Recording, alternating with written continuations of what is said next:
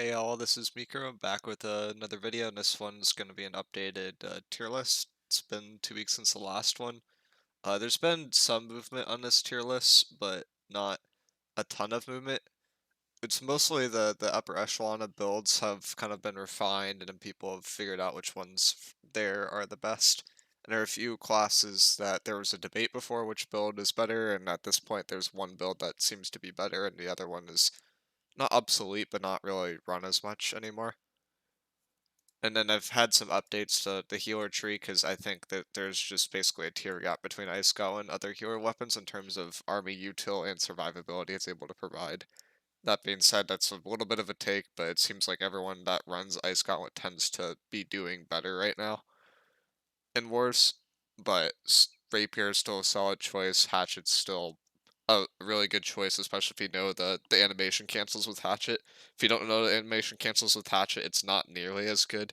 But there's like 2 to 3 of them that you're able to do, and it just turns Hatchet into, I would argue, a better Rapier. I think healers mostly don't understand how to do those combos. I think even Kill Squad players generally don't understand how to do some of the animation combos. So, but if you are familiar with them and you know how to do them, there's like basically 2 to 3 that you can do. Then it works very very well because you're able to kite and keep the move speed bonuses from Berserk. You're able to use throwing hatchet moves and have the not have like the animation that you're stuck in after. So there's like a lot of like little things there that help Hatchet be a little bit better than it probably should be, but I still rated it a little bit lower because people don't understand how to do those combos in general. Or consistently, because they're not super easy to do consistently depending on your armor class. Light, they're a lot easier than medium, for instance. But jumping into this, Kill Squad, Greatsword Hatchet, I think is the best Kill Squad build right now, and it's more or less a tier gap between it and other weapons. The main reason why is it's super tanky if you don't go into onslaught, and if you go into onslaught, you're still able to kill people. It has really, really good survivability, especially if you know the berserk animation cancel, and it's able to hold space really well. So it's able to do things that a bow and a BBIG can do while being a lot more tanky, which inherently just makes it stand out amongst its peers. That being said, bow is like a soft counter to greatsword hatchet, but the thing is if you're versus a bow, the greatsword hatchet generally wins that duel because the greatsword hatchet just doesn't go in, and then the bow doesn't really do as much, and can't like actually go into spaces as much. It's better at holding space, which inherently makes greatsword hatchet better because it's just more dynamic as a weapon. I have the light variant of greatsword hatchet significantly lower than the medium variant, mostly because of survivability. I have seen some people play the light variant and still have success, but it seems like in general the medium variant is significantly better than the light variant at this point. The light variant really struggles to any other form of decks that contest it on this list. If the light variant gets into a duel versus any of these like top 5 decks, heck, even versus like a bow rapier, like two, which is, I have it lower, but it's still played. It's There's still a lot of people that play bow rapier too because it's like kind of comfort, but at this point, honestly, it's more of a rapier bow sort of setup than a bow rapier setup. If that makes sense. Like people are more or less playing for the rapier and then having the bow as a secondary, but rapier isn't really used as an escape tool anymore because it's not nearly as good at that. And if you want to use an escape tool with your bow, then you're better off using Ice Gauntlet or Hatchet. Ice Gauntlet has been a newer thing that people have been trying out and seem to have liked. It's a similar situation with running Ice Gauntlet on Healer that people have started trying out and liked. The main reason why Ice Gauntlet, and I have it spread out even as a bruiser thing too, because some bruisers are trying it out, is Pylon is so obscenely good at getting your ult fast that it makes sense to swap an Ice Gauntlet in under secondary for like a lot of classes just to get your ult a little bit faster. With one, like if you're attacking one dummy with a ice pylon, you can typically get ult in about 30 to 32 seconds. And when there's clumps involved, then it gets charged significantly faster than that. So when you put that into perspective with any kill squad build or any healer build, you're able to have your stone form in 30 seconds, and your stone form's basically just a cooldown on top of having all of the good ice gauntlet defensives, with shower being arguably the best mage ability in the game at the moment, due to it not being negated by cleanse pots and really controlling the tempo of wars, as well as tomb being really good because the cleanse pots run a longer cooldown. So there's not a lot to to hate about the Ice Gauntlet. There's a lot to like about the Ice Gauntlet. It's the reason why it's been moving up so much, and you don't really need to put into Ice Gauntlet in order to get the value with it, which is something that, in my opinion, they should be looking to nerf. Some of the abilities in the Ice Gauntlet should be conditional off of int more because it's such a good util class, but it's at the point where everyone's just running Ice Gauntlet because it's just a better secondary. It's like the sort of rapier situation where it doesn't make a ton of sense why all these classes are running it, but it's just being run because of how OP Pylon is basically. Which Pylon has been OP for like a long period of time. Like I think even on my first tier list, I put Pylon up higher, and at this point, like people are giving me flack for it, but I understood how fast it was giving the ult charge, and it's still the case, and it has not been nerfed. And I don't think it will actually get nerfed in the next patch too, because it's not something that you really see in the lower echelon of wars. It's just the upper echelon of wars you really start noticing like the impact that Pylon has because you're able to get ults almost twice as fast as you would normally. Especially because a lot of the passives on Pylon apply like once you put the Pylon down. Like it doesn't seem consistent with every perk across the board, but I know the dot gems seem to work when you put Pylon down and you don't really deal anything with it. If you break your tomb, it activates dot gems, and every single time you have a dot gem on a Pylon, that basically will just make it, or a dot gem on that triggers that in general, then you're just gonna get ult twice as fast as you would normally. And since it applies off everything off of Pylon, it starts scaling ridiculously fast in terms of charging ults. So that's why Bow IG is higher up here. I think Bow IG is probably the best counter to Greatsword Hatchet. It's not a hard counter, but it's like the closest to a soft counter that there is. Bow Hatchet's also very good. It tends to be a bit better at times if you're not going against as many Greatsword Hatchets, and you're playing more for like solo survivability. But Bow IG is a little bit better at holding space. But if you're able to play like in a group and you have a 5-man that's really working around each other, Ice Gauntlet just sets up so many kills with this kill squad because someone dives, you catch them in an ice shower, they can't really maneuver at all, they can't really dodge super far, and then at that point they're just going to get melted by bows and IGs.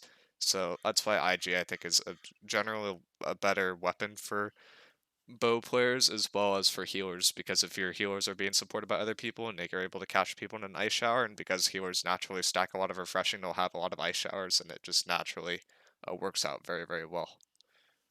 I guess the theme across the board here is if you have a secondary that's just used for survivability, why would you not use Ice Gauntlet? Because Ice Gauntlet also provides army utility as well as borderline the same, if not a little bit better survivability if you're playing with a group. And the meta as of recent has been a little bit slower. It's been a little bit about more about controlling space. So Ice Gauntlet has turned out to be a better slot for most people. So going down this list, BBIG I have lower than it was before. That's because BBIG basically gets countered by any of these kill squad builds if it's spotted. The thing is BBIG typically, if you're playing that, it's more played so for fort and it's best on defense. Uh, if you're able to get the BBIG combos off onto healers without getting spotted and without getting dealt with, you will just hard carry, especially with Mortal Empowerment being not nerfed yet. I imagine once that nerf goes live, BBIG will fall off into A tier or B tier, but for now it's up very, very high because people play for Immortal Empowerment with that build and they throw in Stone Form so that they're not able to die super fast and then they just kind of go in. But if you're playing builds that are able to control space super well, BBIG lacks in that aspect. It's still able to control space like fairly well, but if it's contested, it has to move, which is why I have it a little bit lower than the bow builds and Greatsword Hatchet. Musket bow is also a build that's able to counter bows, able to counter great swords, able to counter BBIG. It's basically able to counter everything on the kill squad list, but it's able to kill people a little bit worse. You tend to have 2 to 3 of these musket bows slotted in order to get value because they can't typically solo people since people are getting healed.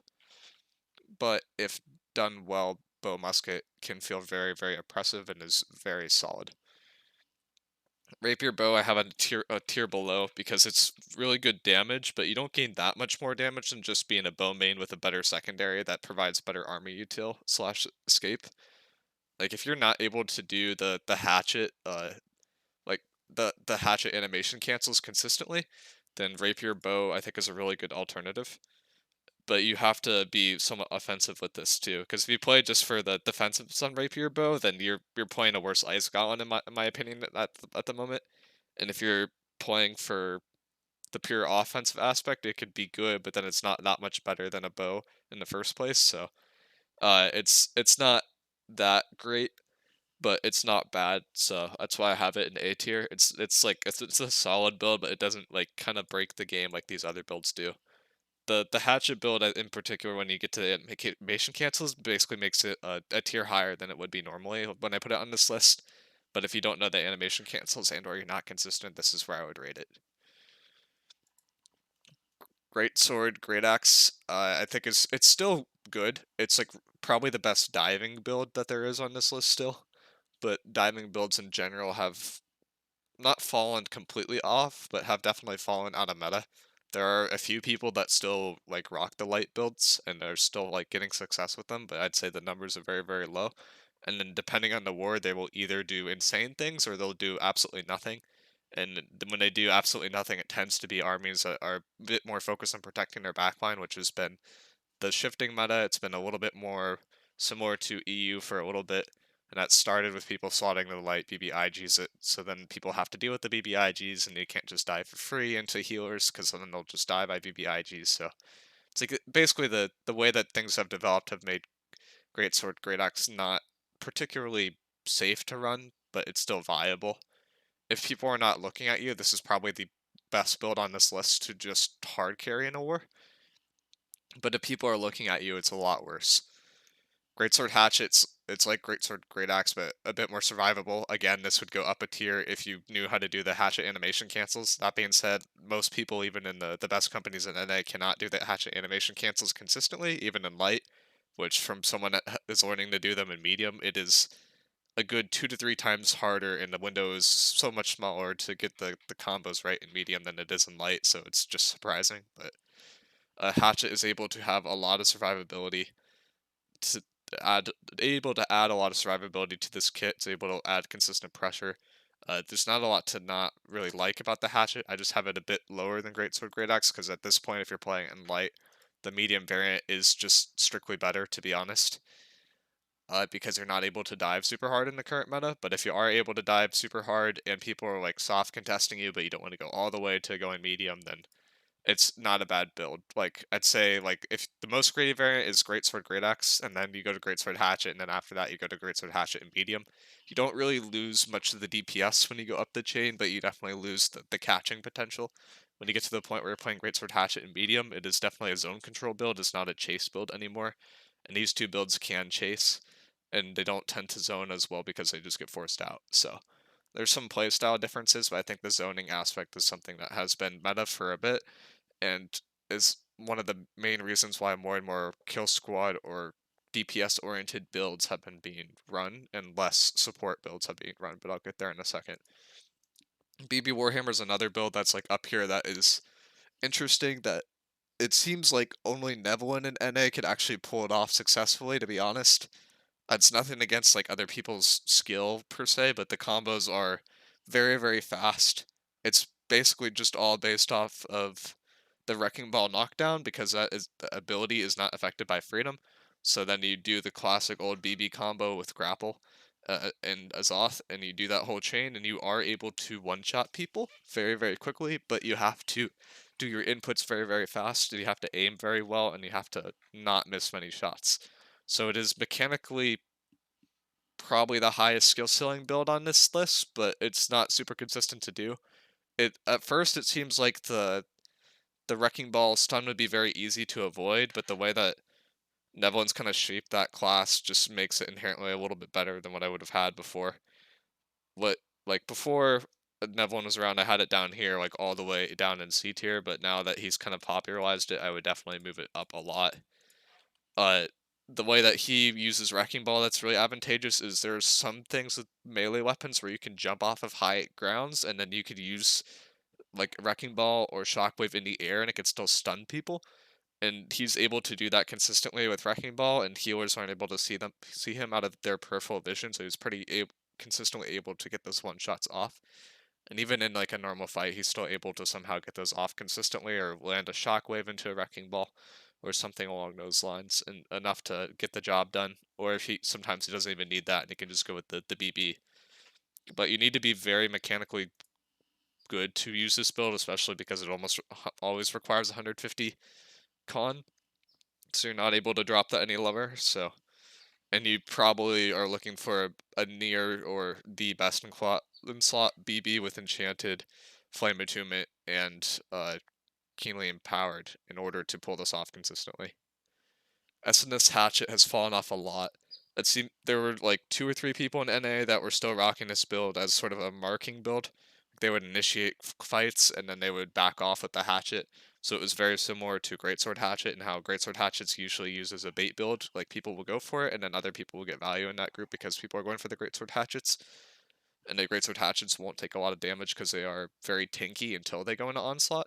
And when they go into onslaught, they're still fairly tanky because they're in medium, but not as tanky. But greatsword hatchet seems to be a little bit outclassed. The damage bonus tends to not be worth it. I could still see an argument to run it with a bow or with a musket bow squad, but other than that, I would generally say that SNH Hatchet is not generally worth it at this point, but it is still an okay build for initiating. I would say it's not a very good build for chasing, but it's not awful. Musket Rapier probably should not be this low, probably should be an A tier. I'll just change that right now, but all these builds are kind of falling out of popularity at this point. Because Musket is so stationary and so well protected because the meta is so slow that it doesn't really make sense to run it with a rapier in most circumstances. There is like a new opening strategy that people in NA have been trying where they send a deck squad to side point, they 45 man the opposite side point, and then they push the 45 man from the opposite side point onto B where the deck squad is helping people on B because they're able to, since healers will naturally want to be away from the 45 man, they'll be in range of the decks. So then the decks will be able to shoot them, and in that particular circumstance, Musket Rapier is pretty good because it's able to escape well. But that has, I'd say there's the same argument that you should probably be running it with a hatchet at that point. Uh, and all these other builds on this list, I would generally say are not worth running. Bow Greatsword still see it in OPR occasionally. It's just you can't juggle very well between the two weapons. It doesn't make a ton of sense. BBVG has the potential to be good, but it kind of suffers from BBIG aspects, but you have even less survivability. So I'd say it's pretty sketchy to run that build at this point. And then anything fire staff related, I think, is generally rated very low. I could see the argument for people starting to run fire staff to try to counter like some builds that are in kill squad, but I think it's in best case it's just an outclassed. It's just outclassed by bow, and in worst case it's completely useless. So I would say it's generally not worth to run fire staff in current meta. Going into bruisers, not much. I don't think anything really has changed here, to be honest. Stoneform is still the preferred default. I think more people have been trying detonate as of recent, but I would still say Stoneform is, in general, the better one to run. Detonate is starting to get popularity because people are running Stoneform, so it doesn't really make sense to run anything but Stoneform or Detonate, because if you run Vines, and it will just kind of be canceled by most people in a war. But yeah, that's. I don't think there's too much to talk about here. Greatsword Ice Gauntlet's like the only thing that's like kind of newer that's sort of interesting. Or there are some people that are playing like that old Greatsword Ice Gauntlet's tactic, but instead of like going for the um, what do you call it? The Unending Thaw, or no, whatever the ultimate is on the Ice Gauntlet that doesn't work anymore. Instead of going for that sort of tactic, they're running it with a pylon and they're getting ult super fast, and then they're going in with a detonate with 150 int, so it does more damage, and then they're scaling a little bit off of ice in order to navigate around some resistances. So it's kind of an interesting take. I would not say it's like super popular. You also see a similar thing with Bow Ice Gauntlet, where some people are slotting ice again just to get around the thrust protection that healers naturally run, and basically no one wards against ice at the moment. There's a decent amount of people who have been dropping general elemental gems to ward against fire because BB is fairly potent.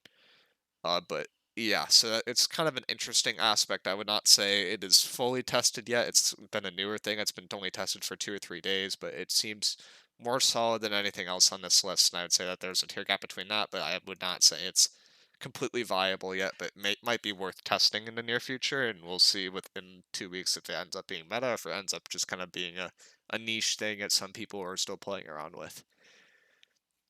Supports, I did change this a bit. Medium IGBB it's slottable still, but I would say it's fallen off a lot compared to the light IGBB and heavy IGBB. Medium IGBB's pressure seems to be significantly less than the light and heavy variant, unless you're running it with very low con, which feels awkward at this point. It feels outclassed by Greatsword Hatchet. It feels outclassed by Bow because Bow has better range. Greatsword Hatchet is able to push space a little bit more and hold space just as well.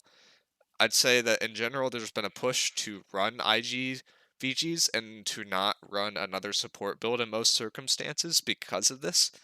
And if they are going to run a support IGBB, it makes more sense to run a heavy IGBB in a normal group because heavy just inherently will provide more army util since the damage from IGBB and medium seems to be low enough and people have been warding enough against fire without it's not able to consistently get value anymore. But IGVG with Vines is interesting versus Stone. I think this is a really big debate. Stone form at times feels insane because they're able to consistently land your scream, you're able to consistently put down your entire shower and prevent people from walking in. I'd say in NA, Stoneform tends to be a little bit better than it is in the EU, but in the EU, Stoneform is meta. The reason why I say that is in NA, bruisers tend to Path of Destiny on clumps, which means that people are staggered and they're not able to consistently land all the Ice Gauntlet abilities or the Void Gauntlet abilities because they are staggered. And that's a circumstance where Stoneform can get inherently a lot of value. Vines is in a weird aspect where it is more or less countered by Stoneform. The part with that Vines brings to the table is sort of like a weird chess dynamic, like a sort of trap. So with Void Gauntlet, typically when you scream someone, they have two options. They could either spam themselves out with dodges and avoid the damage, but still be diseased, and they tend to take some damage while they're spamming dodges because they have to be able to dodge for a long period of time, or they can pop a cleanse pot and then they could walk away. And most people would elect to pop a cleanse pot and walk away. What Vines brings to the table is while people are in that animation to pop a cleanse pot, you could pop the vines, and what that will do is it will stagger them and it will prevent the cleanse pot from going off, which means that they're rooted again for an additional 3 seconds. They're in the same predicament as they are in before, but now they're taking 20% more damage, and that usually at this point people are that our bruisers are hard committed on them, so they're getting staggered off of popping the actual uh off the actual pot animation. So they're not able to they're basically just fucked. And the only way to escape that at that point is to mirror and pop your ult with if it's stone form. Otherwise you're basically dead, and that's what Vines brings to the table. I've seen some clips where some people that are IGVGs and NA are basically able to win a 1v10 or a 2v10 with one bruiser because of how potent that combo is. It's definitely not something to be slept on, and even after people pop the cleanse, if you pop the obliv, then it's going to boost your bruisers and whatnot. There's just a weird circumstance with it where this is like one of the only combos in a game where you don't want to go scream into obliv.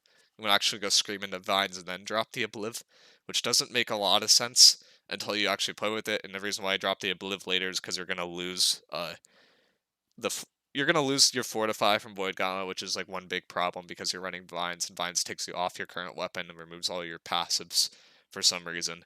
But yeah, it's interesting. I think vines versus stone is a debate.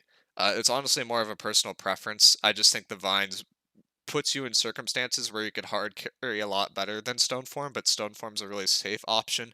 And if you're really confident in your army as a whole, then I don't think there's any problem with going with stone form. But vines tends to provide a little bit more value on the high end. Refreshing versus like the super defensive EU setup, I don't think is matters a lot at this point. I think there's arguments for both.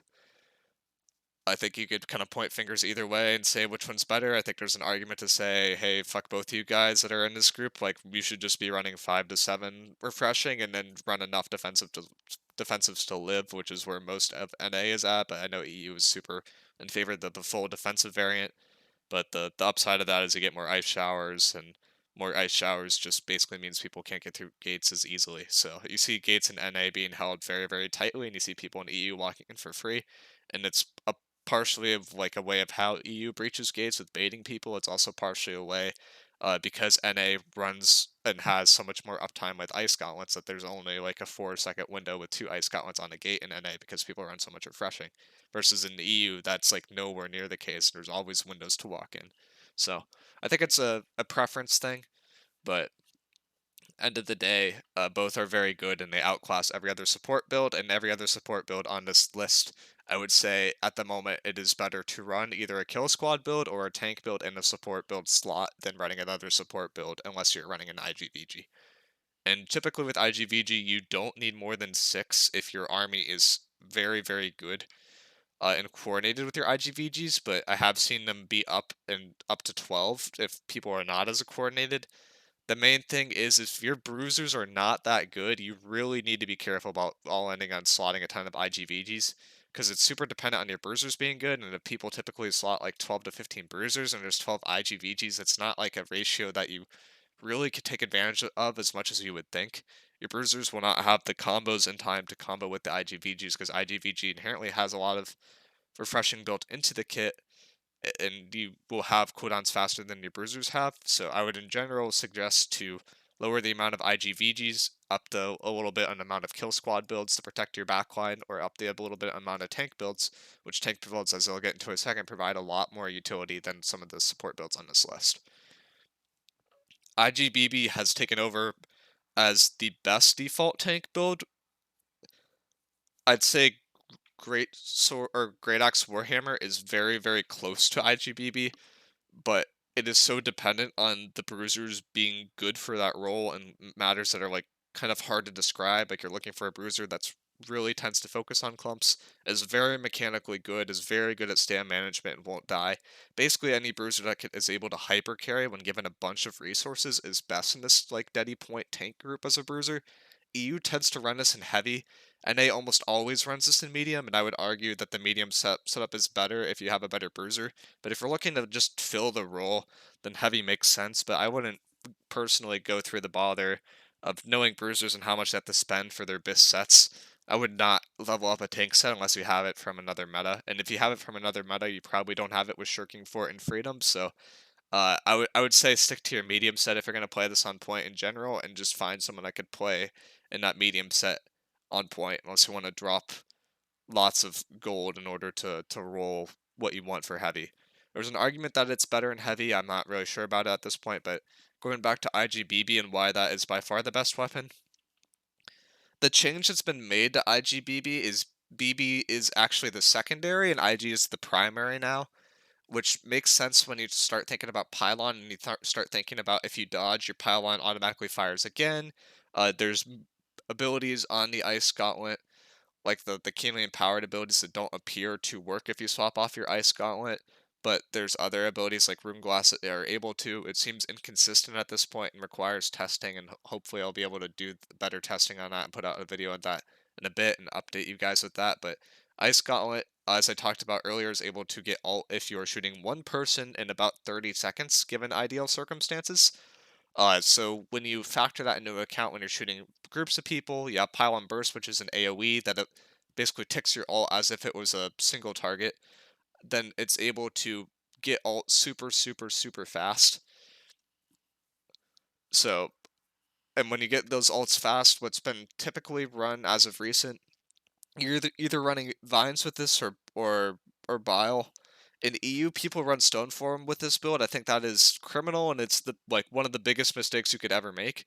IGBB is so tanky. You really do not need to run any like Stoneform with this build in order to live. Like if you're running Stoneform and you're in IGBB, like you might as well be saying like you're 500 con SNS like with Stoneform. Like like you don't need that much tankiness at all.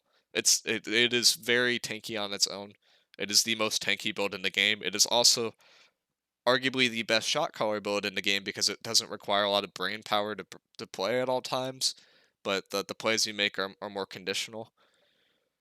I'd say that there's been somewhat of a movement too to up the con on this build, lower the damage because you already know your damage is trash, and then maybe even drop a Zoth Blast and just play for pure util with a Blast Shot. The Blast Shot actual rend isn't as powerful as some people think it is. That's not really the reason why you play your blast shot. You play blast shot in order to animation cancel people out of cleanse.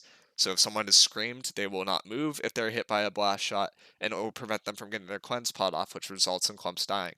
So that's like one reason why it's good. And the haste is also very, very good because it's a 25% AoE haste for your entire army.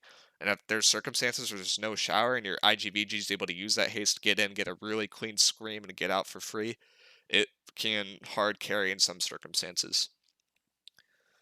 Generally, I would run this with either vines or with bile. If you're running bile, run the purple bile. If you're running gold bile, it will bug your entire army's damage. It will also bug your entire army's healing. It's generally not worth it for the extra exhaust or the extra life steal that you pick, depending on which bile that you go for in the gold variant. And the purple variant still applies to the disease, which isn't it doesn't seem super insane, and it's more of a like a chess piece kind of thing. You don't want everyone running Bile and using Bile at the same time, but what Bile provides is it basically makes people use their 30-second cleanse pot for an ult that again you are charging in about 20 to 30 seconds if you're using this build versus with AoEs versus normal people. And that bile is going to apply to the entire army pushing, which means that you're using one ult that you're getting in 20 to 30 seconds to force everyone on the other team's cleanse pot cooldown unless they want to take significant damage when they're walking through. So bile tends to be very good for that reason. It seems underrated. There's only a few people running it at the moment. I would think that that would heavily change in the near future, where a lot more people are running bile. The main thing that I think that was overlooked before is you don't really need the gold bile to get a lot of value. A lot of the gold ults are actually bugged right now, but I don't know if they're actually going to be changed or not. Like the gold vines doesn't actually get affected by 300 con or any of those passives, but the purple vines does. So there was a debate for a while to run purple vines instead of gold, but then you lose the rend, you lose the weekend, so it doesn't make a lot of sense. But yeah, I would say that Bile tends to be very, very good with IGBB because of how fast that you get the build and or fast you get the ult, and then when you go for the Bile, while your army or while the other team's army is pushing in and there's a big clump fight and you drop the nades on top of that, then people are at disease cap alone, which means that this build is as effective, if not more effective, than IGVG at applying disease to a clump. And you see where the util goes from there and why that is a build that is sometimes slotted in a normal group now instead of a traditional medium IGBB, because it tends to provide more util to a clump and can provide insane slows, because when you go this build, you're able to get to put more perks in the left tree if you go for the what should we call it? If you go for blast shot, you're able to get more of the better perks in the left tree, so you're able to get like the 50% slow for 7 seconds. You drop that in any great sword hatchet, they are not going to be going into your backline anymore. You drop that in any build in your backline, and they are very likely just going to die to being pelted by bows, being pelted by IGBBs. So this build, I would argue, is just straight up better to slot in a normal group than the medium IGBB aspect, and even know that it's not a Deady Point build, it's a build that can effectively get on Deady Point a lot sooner and can provide a lot of value there even while being in a normal group. So that's my spiel about IGBB. Great Axe Warhammer, I talked about this a little bit. It's very dependent on who your bruiser is.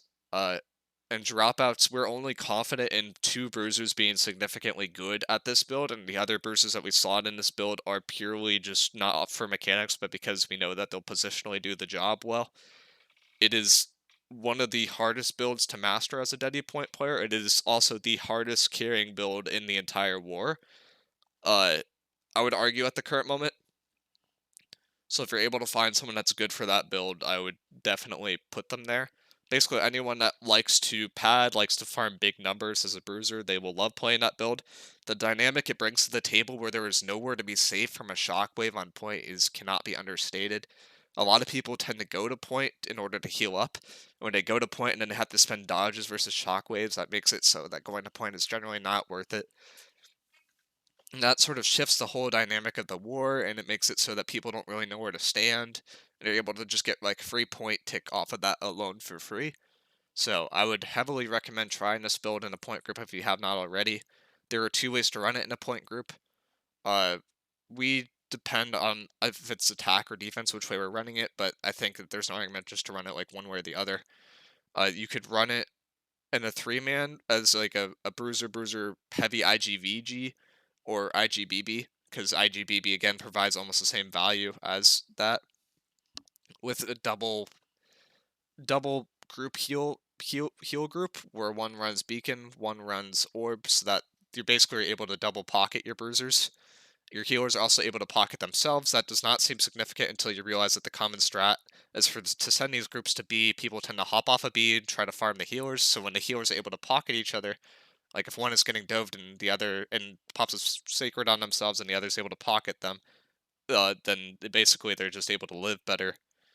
It solves a lot of the problems that people have commonly been having. It lets bruisers get in the gate for free because they have double pocket.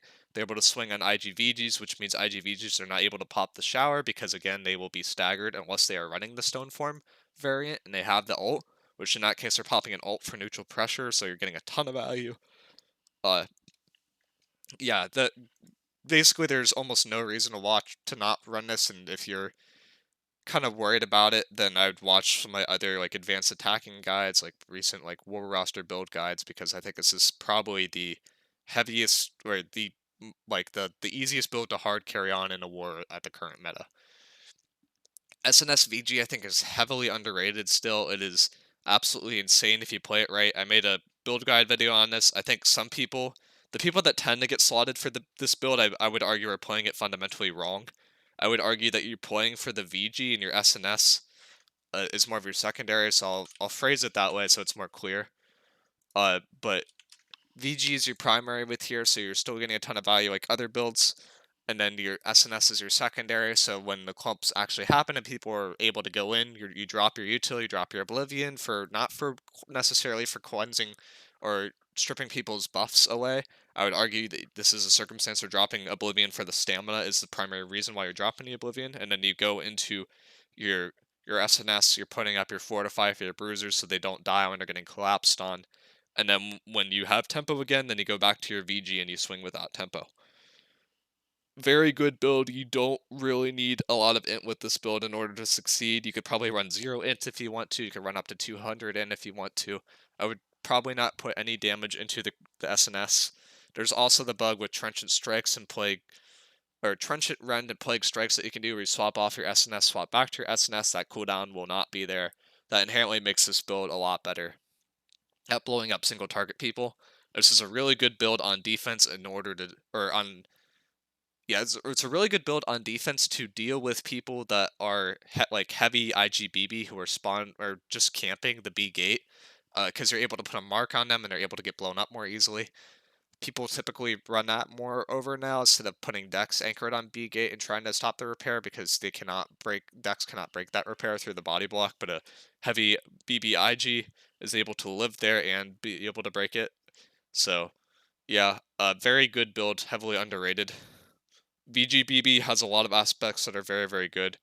This video is going to be very long, but it's a little bit more in depth than normal. I hope that's okay. Hopefully, you guys could skip around a little bit more.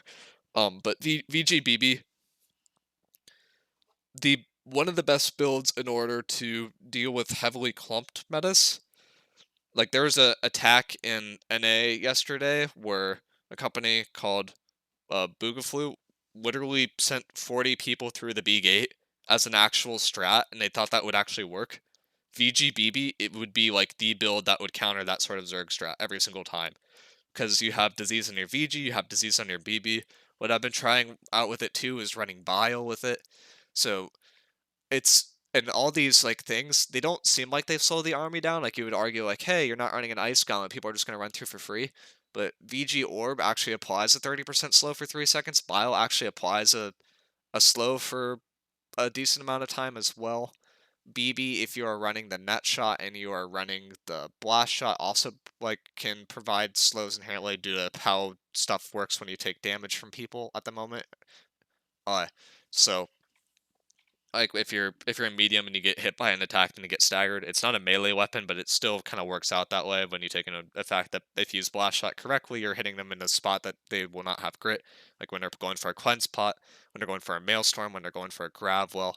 So effectively, you're able to get a lot of value off of that. But anyways, it's a really good build for shutting down large clumps. It's not as tanky as the other builds on this list inherently and requires a little bit more resources, which is kind of a worrying aspect about it.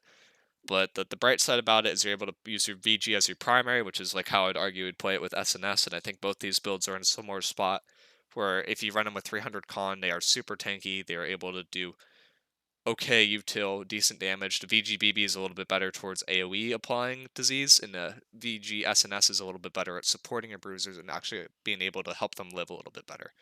Both these builds are very, very good. Both are very good as point tank builds. Neither are very popular at the moment, but I'd argue that they are in the same tier as some of the other more popular point tank builds. It's just people don't know how to play them effectively right now. Spear, great sword. This could be comboed with a few other weapons too. It could be an ice gauntlet. Uh, it's insane.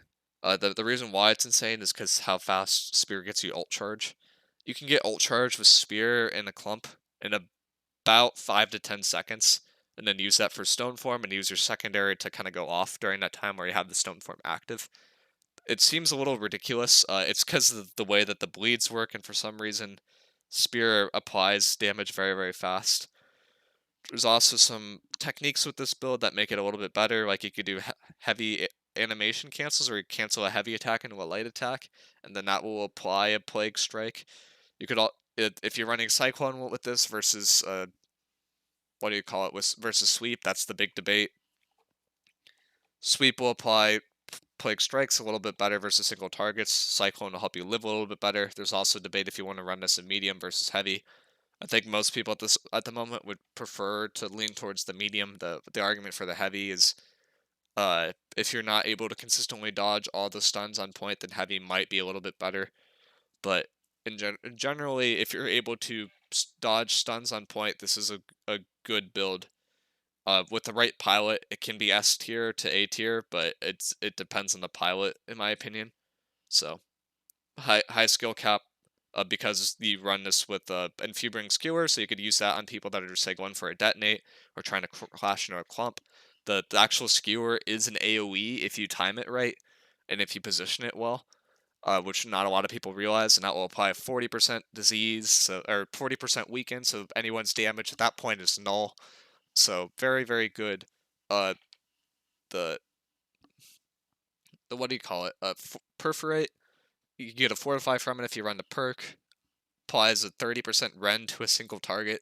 Absolutely insane. Cyclone will get your stamina back up to full instantly. If you run sweep, it will put someone on the ground in a similar spot to Wrecking Ball, where it is not affected by freedom at all. So that can be really good, and it's also on like a 7 to 10 second cooldown. So it's also insane. Not a lot to hate about the spear on paper. It's insane. The biggest thing is being able to dodge Warhammer iframes due to the spear's animations being a little bit longer, but the util's very, very good.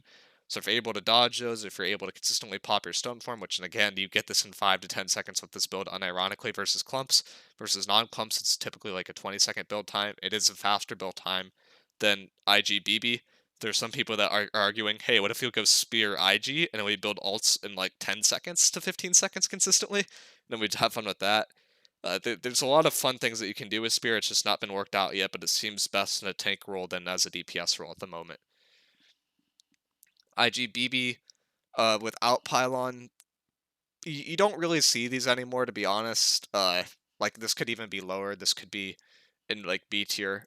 It's not a bad build, but if you're running this without pylon, you're not going to get your ult as fast. You're not going to have as much AoE util. Uh, the slow is like I guess some benefit from, but it's not super good. If you're the only argument I could see as of current to run it with 9 pylon, and I'm gonna get flamed for this, but you could run this with wind chill at a back gate in order to prevent people from making a long walk from back gate up to the top stairs, and you could force people like a healer to be split from the rest of their core, which means that the healer is basically a free kill. I think there's an argument to run Ice Gauntlet that way as of current, but only for the back gates. So that's like the only circumstance I could see this being viable, and in that case, I would still probably run the pylon and I would drop the Storm because I don't think Storm actually has super good util at the moment. It's not bad, but the slow is the best part about Storm itself. Most of the other factors relative to Pylon or Pad, just due to you getting ult charged so much significantly slower than if you were to run Pylon. Greatsword Warhammer, at this point I could pretty confidently put this in B tier. I would not really run this build in most circumstances. And then the rest of the builds on this list I'm not going to talk about because they're just not really being played anymore. But Greatsword Warhammer, the main thing it struggles from is it's really good at living. This is actually like one of the better OPR tank builds for some reason. But in wars, it tends to be a little bit more selfish than SNS. The actual rend util that would think that you're getting from blocking attacks doesn't appear to be very impactful compared to other weapons and appears to be very inconsistent when it actually procs. So I would say overall it's pretty weak. The Warhammer is a good aspect to have, but you will just get those abilities. You'll able to combo better with a great axe and be able to threaten people more than you are with a great sword. So it's just kind of an outclass build at this point. All right, healers. Been here for almost 40 minutes and still have not. No, it has been 40 minutes and I still haven't got the healers. Ice Gauntlet. It is better than everything else, even though no one runs it. There are like 3 people in NA who seem to run Ice Gauntlet, and each one of them that runs it seem to heavily vouch for it, and they question why their fellow healers are not running it, and all those players tend to get slotted across multiple companies on multiple servers and multiple wars. That's the fast spiel of like the ego, like why Ice Gauntlet could be good. So why is Ice Gauntlet good? If you run it in a kill squad, if someone dives you and you put them in ice, that person is dead if your kill squad actually peels for you. Which, if they're not peeling for you, then you need to find a different kill squad because kill squad should be peeling for you if you're their healer. Ice Gauntlet is also able to charge your ult faster than any other weapon. So say you pop your stone form and you want to get your next stone form very, very fast. Put down your ice pylon. Your ice pylon will give you ult without using any abilities in about like 40 to 50 seconds alone. But then when you actually take into fact that how fast healer gets ults as well as top of the actual ice gauntlet, you don't even have to really run pylon burst for in order to get ults in about 20 to 30 seconds. And when you have Stoneform in 20 to 30 seconds, that means you're just able to have Stoneform every time a bruiser or you get dove, and then you just combo that on top of Ice Shower, which will buy you 7 seconds of time, and you're very, very tanky, you provide a lot of army util, and overall, it just has a very, very underrated impact in wars. Healers tend to run a lot of refreshing, so you're able to have this ice shower up a lot, which means they're really good as a secondary ice shower on gates. People tend to have a primary ice shower, people tend to dodge through that, and then there needs to be a secondary ice shower. Healers are really, really good at filling this gap, inherently because they run a lot of refreshing. So, highly vouch for this. I would argue that it is a whole tier and a half above than any other build on the healer list, which is why I labeled it here in S plus, and there's no other build in S tier. I'd argue if you are good at the hatchet animation cancels and you are more of a solo player, then hatchet could be an S tier. I put it lower because it does not seem like people that even main hatchet are good at that hatchet animation cancels consistently, but it is so much easier to do these in light than it is in medium. So I'll drop a guide to it in the description of how to do it, but hatchet is still very good, in my opinion, super underrated. The advantage of Rapier over Hatchet is you're able to position and get to your life staff a lot quicker, but the distance you're actually able to cover and how long that will provide, and the amount of time it will provide for you in order to survive that is different, will just be less than what the Hatchet is able to do. It will also be less than what Ice Gauntlet is able to do, which is why I put Ice Gauntlet 2 tiers above what Rapier is. At times, it's enough to get you away for some of these builds, like the meta shifts more towards Greatsword Hatchet and Medium. Rapier can be better than Ice Gauntlet at getting away from people, but versus light players, Ice Gauntlet is so much better. I don't think it's a debate. But healers would argue it is a debate. But if you try both, you will realize how many kills Ice Gauntlet actually gets you if you have like 1 to 2 people on your team that are peeling for you. And even if you don't have people that are peeling for you, if they see a great sword, hatchet, an onslaught stance trapped in ice. Like if they are not hitting that guy, they are like a buffoon. Like they are just an idiot. So yeah, Rapier very. It's not bad. A lot of the things are really bad about it though. Like the repost at this point is there's a reason why bows are dropping repost. Like even for other perks. It's good in a 1v1, it's not good in anything else. It is actually a pretty good counter versus Greatsword because Greatsword heavy attacks you're not actually able to dodge the rapier out of that if you time the rapier repost right and the right animation. Um, but other than that, it tends to be a lot weaker than other things. Uh, all these healer builds tend to get farmed by BBIG and Light very, very easily. There's not really a good counter to that other than Hatchet at this point. But yeah, so I would say play with these if you're a healer, see which one you like best. Ice Gauntlet, Rapier, and Hatchet all are very good. If you have people that are actually peeling for you in an army and you're not just playing to heavily dive the point, no one's peeling for you, Ice Gauntlet is insane. But if people are abandoning you and expecting you to survive for a long period of time, which frankly is impossible at this point in the game, and will be even more impossible next patch when they nerf Brazil and they nerf Shirking Fort for healers, then consider running maybe a different weapon like a rapier or a hatchet in order to live a little bit better. All right, getting into ults. Stoneform, still the meta. Bile, a little bit better on attack than it is on defense. It's really the only build that you consider running Bile in is IGBB with Pylon, just of due to how fast it gets the ults. Detonate, very good with bruisers. Weirdly, a niche thing that can be run with an IGVG. It forces people to stand themselves out very, very often. You're able to hit the screen with it very often due to the increased speed that it gives you. So I'd say underrated for IGVG, but overall not as good as it used to be. Rending Vines and attack tends to be, I think, a little bit weaker than it is on defense, just because it's hard to get through the ice shower layers and get the vines off consistently, because you have to enter the ice shower, then you have to dodge and will hop, and then you have to be close enough to hit the vines. Not super easy to breach a gate with the vines, and at the end of the day, most wars are lost in the fort at this point. It's a good ult to get into fort, but it seems like every company at this point is able to get into fort between 5 and 10 minutes, so and 15 at the slowest. So I'd say overall it's a weaker ult. Cannon not bad, Ascent not bad. Stoneform on defense still very good. Argument to run other ults in that spot though. Rending Vines tends to be a little bit better on defense because people are walking into you. It's very easy to hit a big Rending Vines combo as an IGVG. Detonate tends to get a lot of value because again people are walking into you. It's very easy to hit the combo, especially when they have to use Stam versus Ice Showers at the gate. Bio can still be good. Cannon tends to be a little bit better than it is on defense and on attack because there are builds that can basically one-shot people off of Cannon alone. Like, part of the reason why BBIG, I'd say, is hard countered by bow is some people with bow will do an explosive shot into a cannon, and that will one-shot any BBIG build, and there will not be any time to react to that. And they're able to get the ult fast enough where that is a significant threat. So on defense, that in particularly is very, very good if you do it off the gates, and you have to time it against the right player that's in light. But yeah, very very good builds. Meta has shifted a little bit towards being more positional, I'd say, than dive heavy. The dive heavy aspect has kind of fallen off because it's harder to execute. And overall, yeah, this is what I would say the tier list is. If you're playing any build and S to A tier, I'd say it is viable. If you're playing builds below that, I would say play with the other builds that are on this list. Like even AoE healer as a with Void Gauntlet is not being run super often currently. They're in EU, they completely cut out AoE heals in general. I think dropouts and sup are experimenting with dropping out AoE healers completely as well in NA. So Void Gauntlet has fallen off a lot, mostly just due to the people thinking that AoE healing is pad. It's like the same reason why people stopped slotting fire staffs in general that were cheating clumps, because it seemed like it was pad damage and not actually significant. So but yeah, that's everything on this list. We'll see how the meta evolves, but this is what I would say it is for now. Sorry for the longer video. I tried to go more in depth into decisions on this than I was before, but that inherently will just make the video longer. And I'll see you guys in the next one.